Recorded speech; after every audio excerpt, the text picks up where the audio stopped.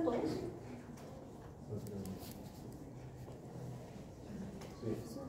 Ya. Hay que tomar.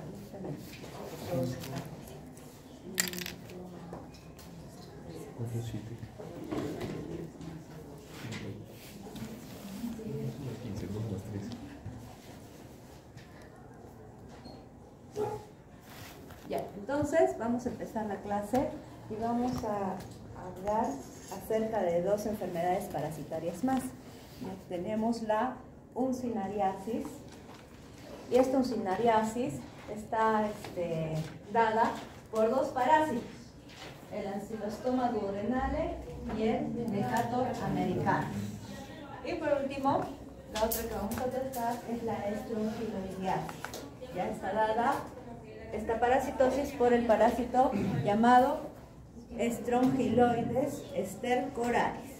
¿Listo? Entonces, cada una de estas parasitosis va a tener una particularidad. Sobre todo las uncinariasis tienen una particularidad. ¿Se acuerdan cuál es? ¿Qué es lo que pueden causar en la persona que está parasitada? Anemia. Anemia, ¿no es cierto? ¿Por qué? Porque este parásito se alimenta de sangre, ¿no? Y es mucho más marcado. Y también vamos a ver otros mecanismos por los cuales nos van a infectar. Listo, entonces vamos a empezar con uncinaria. Como les decía, la enfermedad parasitaria llamada uncinariasis o uncinariosis va a estar causada por dos parásitos, cualquiera de los dos, Ancylostoma duodenale o Necator americano. Esta también es una geohelminthiasis y ya sabemos por qué es una geohelminthiasis, ¿cierto? Y también es llamada anemia tropical. Como ustedes ya lo han dicho, una característica en cuanto a la sintomatología que van a provocar en las personas infectadas es que produce anemia, ¿no? Anemia tropical, porque ¿en dónde creen que puede estar esta parasitosis? Sobre todo en zonas tropicales, en zonas de selva. Es una entonces de las principales parasitosis intestinales por la anemia que causa y por la repercusión sobre el rendimiento laboral de los pacientes afectados, ¿no? El agente etiológico, ya les dije, son dos. El hombre entonces va a estar afectado por dos parásitos, cualquiera de estos, o Ancylostoma duodenale o Necator americano. En cuanto a la morfología del agente etiológico, la morfología macroscópica de estos parásitos adultos va a ser muy similar entre sí. Ya, estos aproximadamente son gusanos cilíndricos primero, ¿no? Porque también pertenecen a los nemátodos, ya son helmintos nemátodos. Ahora, son gusanos cilíndricos de aproximadamente 10 milímetros, es decir, vieron que el Ascaris cuánto medía, unos 30 a 20 centímetros, ¿no? Los trichuris entre 3 a 5 centímetros, estos pues miden 1 centímetro, son pequeñitos, y los otros entre 5 y 1 centímetro, 5 milímetros a 1 centímetro, ¿no? ¿Ya? Entonces miden 10 milímetros de longitud, de color blanco. Ahora, ¿cuál es la diferencia entre el macho y la hembra? Porque también en su forma adulta también va a haber macho y hembra. Y es que el macho va a presentar en su extremo posterior un ensanchamiento de la cutícula con prolongaciones, ¿ya? En forma de dedos, que se va a llamar o se va a denominar la bolsa o bursa copulatriz. Entonces las hembras no presentan esta bolsa copulatriz, pero los machos sí la presentan. Entonces esa va a ser la diferencia entre un macho y una hembra en la forma adulta, ¿no? En el adulto de estos parásitos. Entonces vamos a hablar de cada uno de ellos. Y primero vamos a hablar del Ancylostoma duodenale, porque después vamos a tener un cuadro comparativo de las diferencias que van a tener cada uno.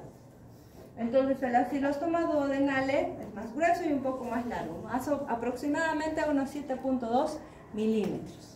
Su extremo anterior generalmente es recto y el cuerpo en total forma una curva amplia, entonces se ve como una C. ¿Listo?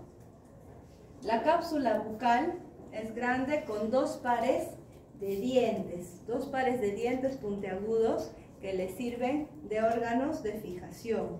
Y con ellos pues van a causar daño en la mucosa intestinal y van a producir la hemorragia.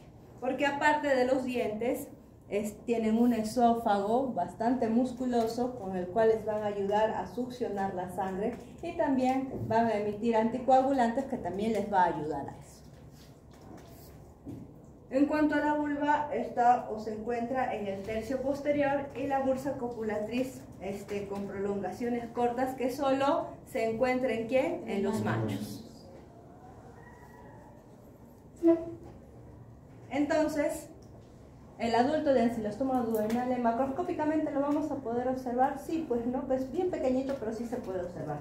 Mide casi 1 centímetro, ¿no? Entre 7 a 10 milímetros, ¿ya? Y lo ven acá, forma como una C el cuerpo, pero si ustedes ven acá en el macho, al final, en el extremo posterior presenta la bolsa copulatriz, y acá tienen una imagen ampliada de cómo se va a ver esta bolsa copulatriz, ¿no? Es un ensanchamiento de la cutícula en el extremo posterior.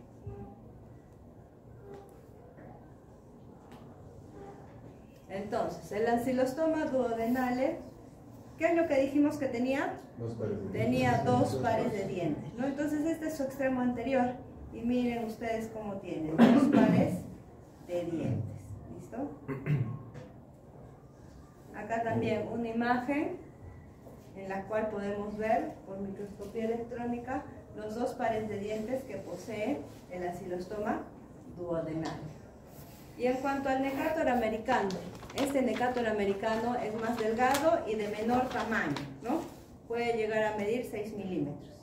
El extremo anterior es curvo, el cuerpo recto o con ligera curva en sentido inverso, por lo que a eso le confiere una forma de una S. La cápsula bucal es pequeña, pero a diferencia del ancilostoma duodenale, que tiene 2 pares de dientes, el Necator americano presenta pero 2 placas cortantes. ¿Listo? Entonces lo que tiene el Necator americano son 2 placas cortantes.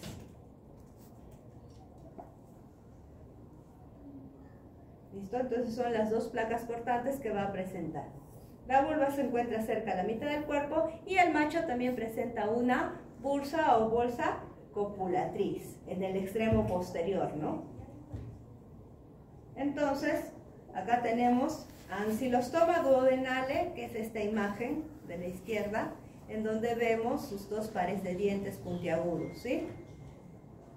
Como unos colmillitos parecen, ¿no? Y en la siguiente imagen, la imagen de al lado, tenemos al Necator americano. Y el Necator americano pues ya no presenta estos dientes o estos 2 pares de dientes, sino tiene estas placas cortantes. ¿Listo? Estas son las placas cortantes de Necator americano. Entonces, acá tenemos un cuadro comparativo donde tenemos a ancilostoma duodenale y Necator americano. En cuanto a la forma, el cuerpo del adulto pues prácticamente forma como una C, ¿no? Y el Necator americano como una S. El tamaño es mucho mayor el de ancilostoma duodenale que el de Necator americano.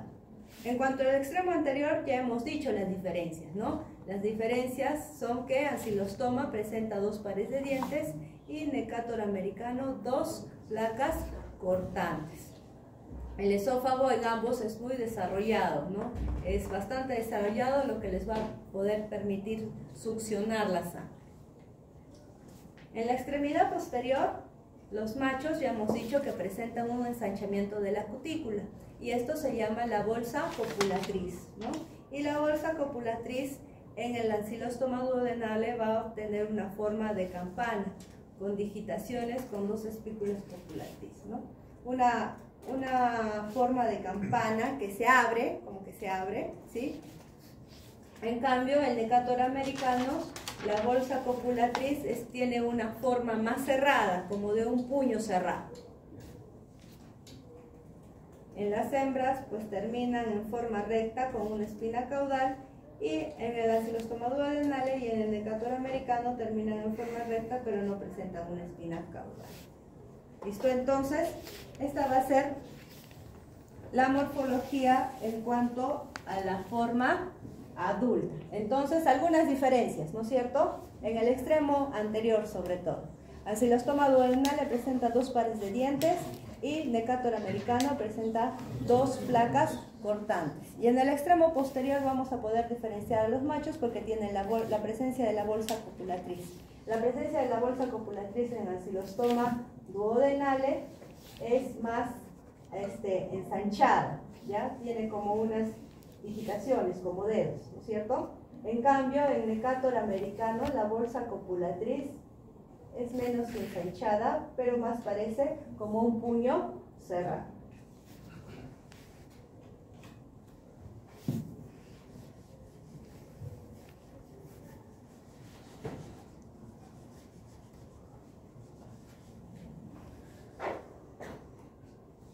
En cuanto hemos hablado de la forma adulta, ahora vamos a hablar de la forma de los huevos. Estos huevos leucinaria son indistinguibles, es decir, que tenemos 2 parásitos, ¿no? Ancilostoma y Necator. Sin embargo, cuando veamos los huevos, no vamos a decir que son huevos de Necator o son huevos de Ancilostoma, porque estos en ambos son indistinguibles, ¿ya? No se van a poder, morfológicamente, no se van a poder diferenciar. Entonces, cuando veamos estos huevos, simplemente vamos a decir que son huevos de uncinarios, porque no sabemos si son de Necator o de Ancilostoma. Como les decía, morfológicamente son indistinguibles.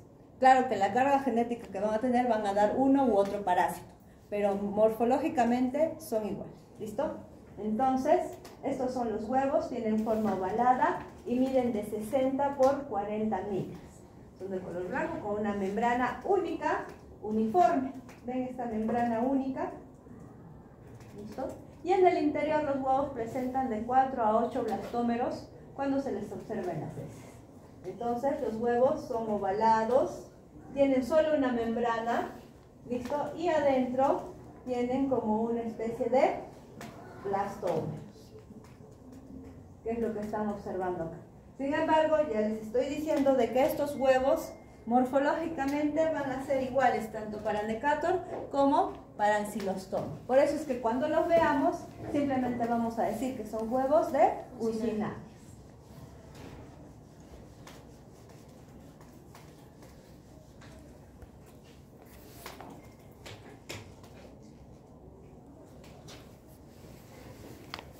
Ya hemos hablado entonces de la forma adulta, hemos hablado de la forma de huevos y ahora pasamos al estadio larval. Sin embargo, en el estadio larval, estos van a presentar 2 tipos de larva. La larva rhabditoide, o larva rhabditiforme, ¿no? Y la larva filariforme. Son las 2 larvas que van a presentar. ¿Listo?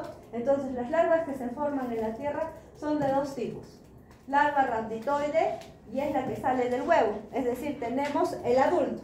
Este adulto hembra va a eliminar los huevos. Estos huevos van a caer, a un suelo con condiciones adecuadas y de este huevo va a salir ¿qué?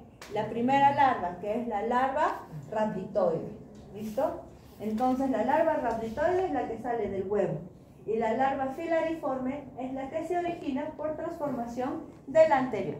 Entonces la larva rhabditoide es la que sale del huevo y la larva filariforme es la que se origina por la transformación de la larva rhabditoide. Vamos a hablar primero de la larva rhabditoide.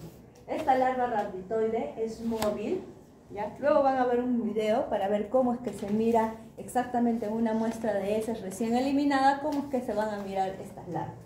¿Listo? Entonces, tenemos que esta larva es móvil, aproximadamente mide entre 250 micras de largo por 20 micras de ancho.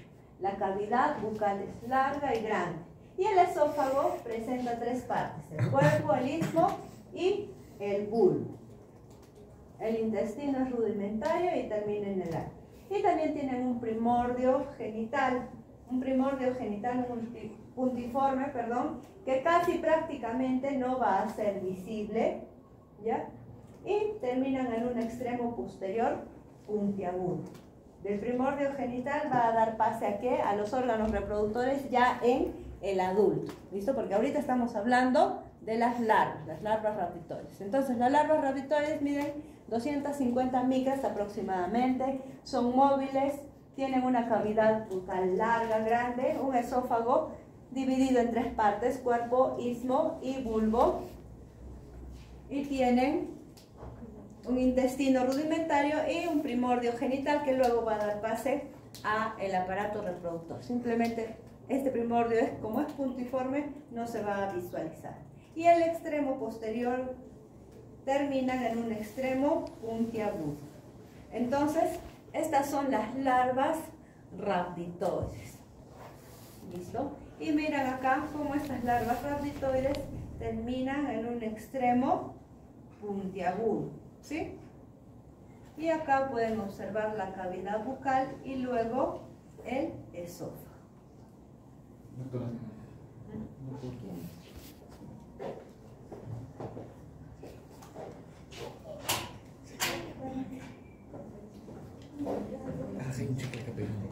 Luego entonces tenemos, después de que del huevo ha salido la larva rhabditoide, esta larva rhabditoide luego se va a convertir en larva filariforme.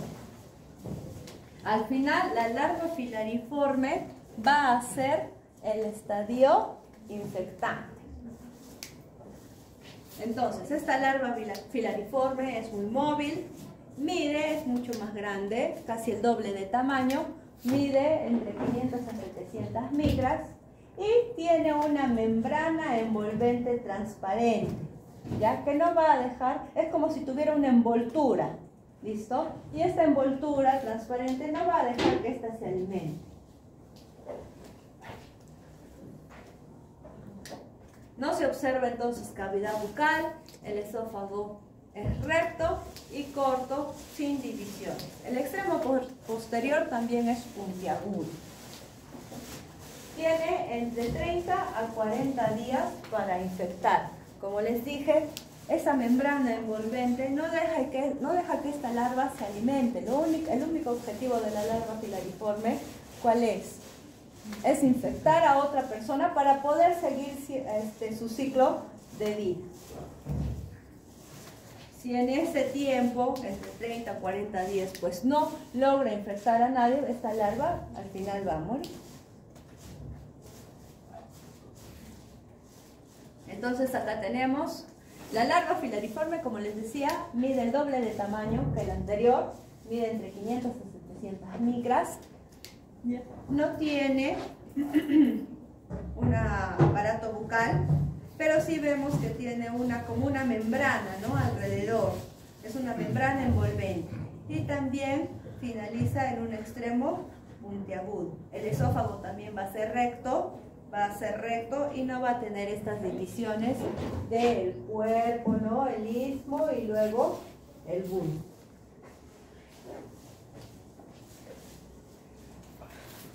Acá tenemos también otra imagen, es una imagen histológica en la cual podemos ver un corte longitudinal de esta larva, ¿no? Perdón, del adulto. Un corte longitudinal del adulto. ¿Ya? Y acá vemos la cavidad oral o la boca. Y también vemos todo esto. Esto es el esófago. El esófago bastante musculoso que le va a ayudar a succionar la sangre. Entonces, ya hemos visto, este parásito pues pasa por tres formas, ¿no? El adulto, los huevos y las larvas. Y dentro de las larvas tenemos de dos tipos, las larvas rhabditoides y las larvas filariformes. La larva rhabditoide entonces es la que sale del huevo y la larva filariforme es la que se forma de la larva rhabditoide, ¿no?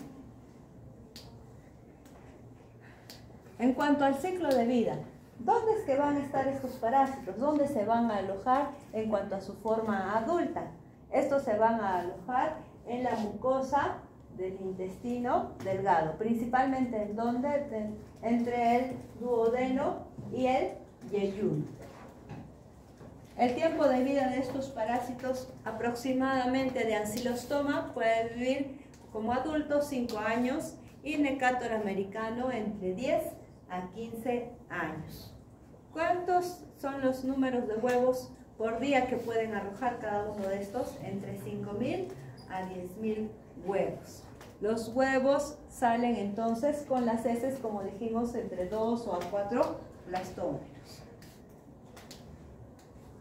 Estos huevos, al salir con las heces, porque este parásito en su forma adulta se va a alojar en el intestino delgado, van a salir estos huevos por las heces, pero tienen que caer a un sitio donde haya condiciones también adecuadas, porque es una geohelminthiasis.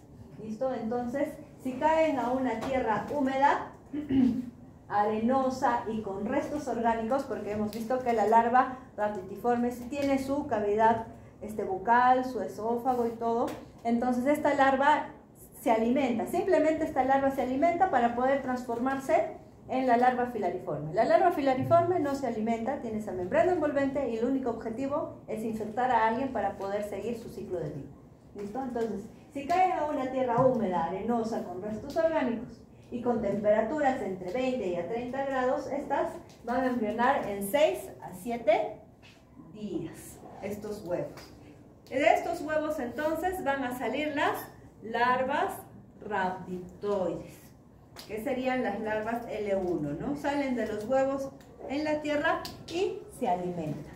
A las 48 horas, estas larvas van a sufrir una primera muda, transformándose en L2, y luego sufren una segunda muda para ya convertirse en larvas filariformes. Larvas filariformes L3, que al final van a ser el estadio infectante. Entonces, acuérdense, les preguntan, ¿cuál es el estadio infectante de ancilostoma duodenale, de Necator americano, de las succinales? ¿Cuál es? Son las larvas filariformes. Entonces, estas larvas filariformes, como ya les dije, no se alimentan y su única finalidad va a ser infectar al hombre para poder seguir su ciclo de vida. Entonces, salen los huevos, estos huevos van a requerir de condiciones adecuadas para seguir desarrollando y de estos huevos salir la larva rhabditoide. Esta larva rhabditoide, que es la L1, luego va a mudar a larva rhabditoide L2 y por último va a transformarse en larva filariforme L3, que es la forma infectante. Entonces el estadio infeccioso es la larva filariforme L3. ¿Cuáles van a ser los mecanismos de infección? Pues al igual que los otros enteroparásitos, también es por las manos, agua o verduras contaminadas. ¿Con qué? ¿Con qué se tienen que contaminar estas? Con las larvas filariformes L3. ¿El huevo es un estadio infectante? No, el huevo no es infectante. El infectante es la larva filariforme L3. Entonces, por ende, el mecanismo de infección es claro: agua y verduras contaminadas. ¿Pero contaminadas con qué? Con las larvas filariformes L3. Esta larva entonces llega al intestino delgado, ¿no? ¿Qué les dije? Que tiene una membrana envolvente esta larva filariforme, ¿no? Allí en el intestino delgado va a perder esa membrana envolvente llamada exuvia, se alimenta y muda y evoluciona a L4. Esta entonces luego se va a fijar en la pared del intestino para alimentarse de mucosa intestinal y sangre. Luego muda y se va a convertir en adulto.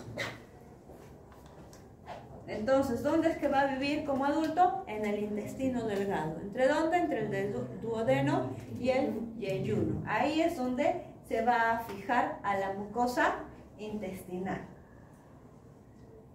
En cuanto a ancilostoma duodenale, los huevos inmaduros salen con las heces de 6 a 8 semanas de haber infectado al hospedero. Es decir, que estas 6 a 8 semanas tienen que pasar y esto se llama el periodo prepatente, ¿no? Desde que se infectó esta persona hasta que va a comenzar ya a eliminar los huevos, va a ser infectante. Entonces han pasado 6 a 8 semanas, que sería el periodo prepatente. En el suelo, el huevo va a desarrollarse hasta contener una larva, ¿no? Este eclosiona y sale la larva L1. Evoluciona, sale la larva L2 hasta L3, que ya sería la forma infectante, larva filariforme. Este parásito entonces también puede ingresar por la piel en un 5%. Migra por la sangre hasta el corazón, pulmón, sube por la tráquea, es deglutida e ingresa al intestino delgado. Es como que se hiciera un ciclo de luz, ¿no? Pero solo en un 5% de los casos. Es decir que para efectos más prácticos, ancilostoma duodenale, solo su mecanismo de infección prácticamente sería por vía oral, pero no pasa por la piel. Bueno, el 5% pasa por la piel. El adulto vive entonces fijo, cambiando de ubicación en el duodeno, por unos 5 años aproximadamente. Entonces, en cuanto a Necator americano, el Necator americanus, el estadio infeccioso es igual, la larva filariforme L3. El mecanismo de infección es el contacto con el pie descalzo, mano u otras partes del cuerpo. Entonces ya estamos viendo otro mecanismo de infección. De ancilostoma era por verduras o comida y manos contaminadas con larva filariforme L3, ¿sí? Pero acá estamos viendo otro mecanismo de infección. Y este es el contacto con el pie descalzo, mano u otras partes del cuerpo. Entonces va a ser por la piel.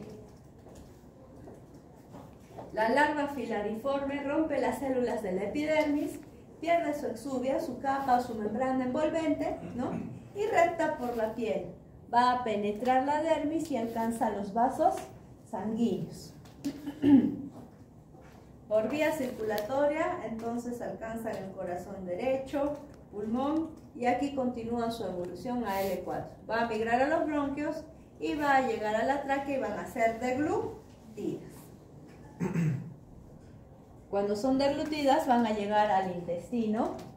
3 a 5 días después de haber penetrado la piel, estas larvas ya pueden llegar al intestino. Se van a fijar a la pared y se van a convertir en adultos. Esta hembra se aparea y comienza a colocar los huevos 4 a 6 semanas después, ¿no?, de haber penetrado la piel, en el cual sería el periodo prepatente. El adulto vive fijo entonces en la membrana alta o parte alta del yeyuno, de 10 a 15 años. Entonces tenemos otro mecanismo de infección diferente. Ancilostoma duodenale, mecanismo de infección es por agua, manos o comida contaminadas con larvas filariformes. ¿Listo? Pero de Necator americano, el ingreso de esta larva filariforme, que también es su estadio infectante, es por la piel. Y esta, al ingresar por la piel, va a reptar por la piel, va a llegar a los vasos sanguíneos y se va a ir hacia, al final, llegar al intestino delgado nuevamente, ¿no? Entonces acá tenemos el ciclo de vida. Tenemos a los adultos, ¿sí? Los adultos, un adulto hembra y un adulto macho. ¿Por qué el adulto hembra termina en forma recta, no? Pero el macho termina en su bolsa copulatriz, tanto ancilostoma como Necator. Y acá hemos visto que el extremo anterior pues también es diferente, ¿no? Ancilostoma duodenale con 2 pares de dientes y Necator americano con 2 placas. Estos van a vivir en el intestino delgado. Una vez que van a estar en el intestino delgado, la hembra va a ser fecundada y luego va a eliminar los huevos. Los huevos van a salir por las heces. Sin embargo, como es una germitiasis, estos huevos no son infectantes, ¿no es cierto? Y estos huevos van a desarrollar de acuerdo al medio ambiente que encuentren adecuado para su desarrollo. ¿Qué condiciones son? Son condiciones tropicales, ¿no? Humedad, temperatura cálida, ¿no? Un suelo arcilloso y húmedo, ¿no es cierto? Arenoso y húmedo. Entonces estos huevos van a salir con sus blastómeros, ¿sí? Y estos huevos, de acuerdo a las condiciones que encuentren, van a progresar a larva raditiforme, ¿no? Estas larvas más o menos van a permanecer así 48 horas, que es lo que hemos dicho, ¿no? Y luego estas van a mudar a larva L1, L2, y luego van a mudar a larva L3, que es la larva filariforme. ¿Listo? Esta es la larva filariforme. A diferencia de esta, la larva ratitoide, esta sí se alimenta de los restos orgánicos. Por eso, en el suelo donde caen también debe de haber restos orgánicos para que estas se puedan alimentar. Luego se van a formar en larvas filariformes. Tienen una capa o una membrana envolvente, ya no tienen un aparato bucal, no se alimentan. Sin embargo, sí están en búsqueda de un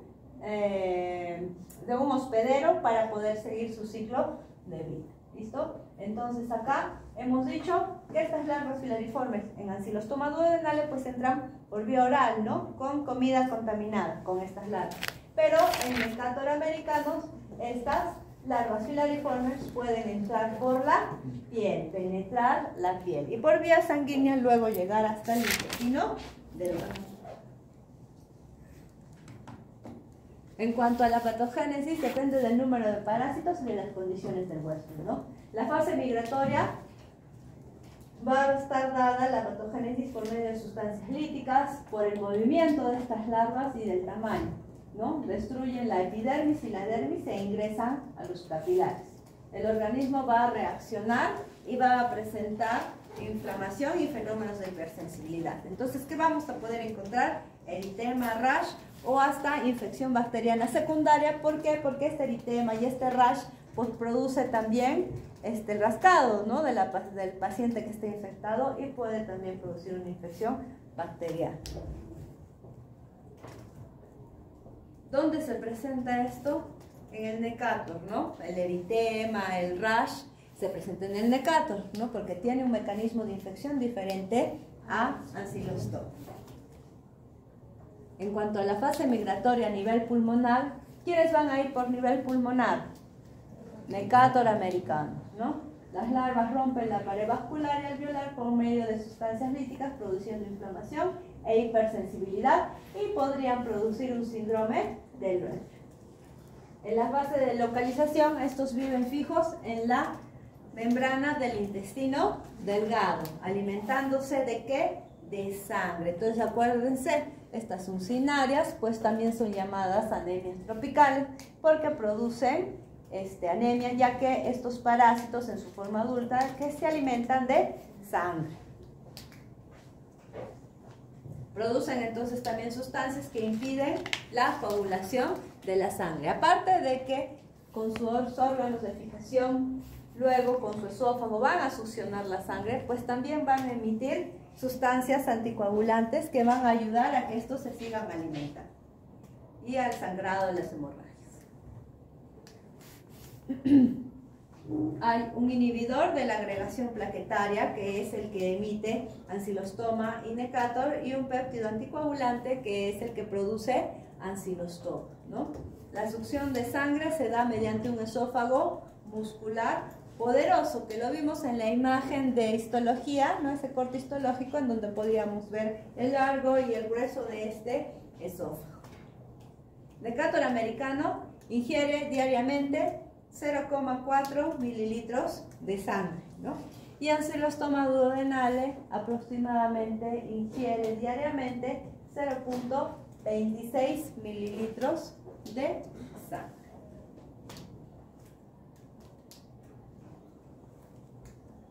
En cuanto a las manifestaciones cutáneas, ¿quién va a dar manifestaciones cutáneas? Necator americano, ¿no? Puede producir dermatitis pruriginosas transitorias por la migración de estas larvas y recurrentes en los sitios de entrada de estas larvas. La piel más afectada, ¿cuál es? Es la de los pies, las zonas o espacios interdigitales. Es la que va a estar en contacto con el suelo donde pueden estar estas larvas filariformes. Puede haber entonces infecciones secundarias por el rascado y contaminación bacteriana, lo que les indicaba, ¿no?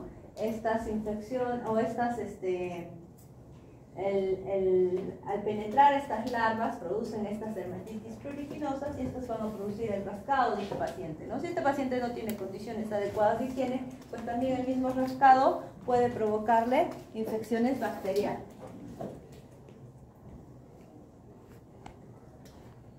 En cuanto a manifestaciones pulmonares, puede producir pues tos, expectoración, febrículas transitorias, focos de condensación, ¿no? Con intensa eosinofilia, prácticamente un síndrome de Fleming. En cuanto a los intestinales, pues son de poca intensidad, ¿no? Hay dolor epigástrico, puede haber náuseas, puede haber pirosis y ocasionalmente diarreas. No son síntomas específicos, muy generales y a veces ni siquiera aparecen. Pero una de las manifestaciones clínicas que también es crucial en esta parasitosis, y mucho, es la anemia, ¿no? Es el cuadro clínico más importante de esta parasitosis y está constituido por un síndrome de anemia crónica. Es una anemia crónica progresiva, ¿no? El parásito, ¿han visto cuánto vive este parásito? 5 años en Ancylostoma y casi 10 a 15 años en Decatur americano, ¿no? Esta infección crónica, pues a la larga va a comenzar a producir este síndrome de anemia crónica. Una anemia progresiva y crónica, producida por pérdida de hierro, ¿no? Que va a presentar hipocromía, lisocitosis con presencia de microcitos, poiquilocitos y policromatofitos. Entonces, ¿cómo es que vamos a hacer el diagnóstico? El diagnóstico también debe sospecharse en todo paciente con dolor abdominal y anemia, ¿no? Y que, importante, su antecedente epidemiológico, ¿no? Que proceda de zonas tropicales y subtropicales donde esta parasitosis sea endémica. Al laboratorio, entonces, ¿qué vamos a solicitar? ¿Por dónde salen los huevos? Por las heces, ¿no es cierto? Entonces, ¿qué se les solicita? Un parasitológico directo, un parasitológico serial. El diagnóstico, entonces, ¿por qué lo vamos a hacer? Como son síntomas inespecíficos los que presenta el diagnóstico, al igual que las otras parasitosis, las vamos a hacer al hallar, ¿no?, estos huevos en las heces. En cuanto a los antecedentes epidemiológicos, se encuentra en zonas tropicales, subtropicales, cálidas, ¿no? Las larvas no se desarrollan a temperaturas por debajo de 13 a 15 grados, es decir, el huevo va a salir, pero las larvas no se van a desarrollar porque no tienen las condiciones adecuadas, ¿no? Menos de 13 a 15 grados, pues estas larvas ya no van a progresar.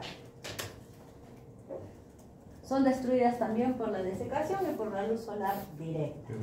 El suelo favorable, ¿cuál va a ser? Va a ser un suelo arenoso, húmedo y que contenga también restos orgánicos, porque las larvas necesitan alimentarse.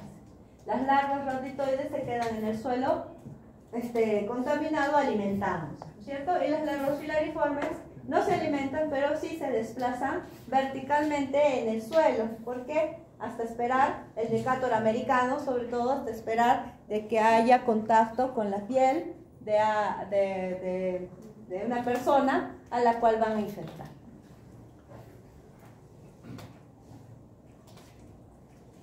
Factores que determinan la infección, entonces. Primero, que estos huevos estén en el suelo, ¿no es cierto? Condiciones inadecuadas sanitarias, ¿no es cierto? Entonces, defecación en el suelo, pues es un factor determinante. ¿Listo? Digestión o alimentación de estos alimentos sin lavar, contaminados con larvas filariformes, también, ¿no? Y otro que se añade es caminar descalzo, ¿no? Porque con los pies descalzos hay la probabilidad de que en este suelo que está contaminado con larva filariforme, esta pueda penetrar, ¿no? Destruir la epidermis, la dermis y penetrar. Entonces, como ven, acá se añade otro factor y lo sabemos ¿por qué? Porque ya sabemos el ciclo de vida de este parásito, ¿no? Entonces, como ya sabemos que puede penetrar por la piel, entonces un factor condicionante para esta parasitosis pues también es caminar descalzo. Y eso lo vemos sobre todo en Necator americanus, ¿no? En cuanto a la profilaxis, hay que evitar entonces el contacto con el suelo, lavar los alimentos y caminar con calzado, ¿no? Con zapatos. En cuanto al control, pues igual, ¿no? Un saneamiento adecuado con letrinas o desagües, ¿no? Y una educación sanitaria. En cuanto al tratamiento, pues tenemos el mebendazol, 200 miligramos por 3 días, ¿no? El palmoato de Pirantel por 3 días también. Y si la anemia está presente, porque al final ya hemos dicho que esta parasitosis tiene como cuadro principal, entre sus manifestaciones clínicas, la anemia, ¿no? Entonces, si la anemia está presente, pues hay que darle una terapia para combatir esa anemia. Ya hemos dicho que es una anemia por déficit de hierro, entonces debemos de incluir una terapia con hierro. Listo, entonces, ¿hay alguna pregunta?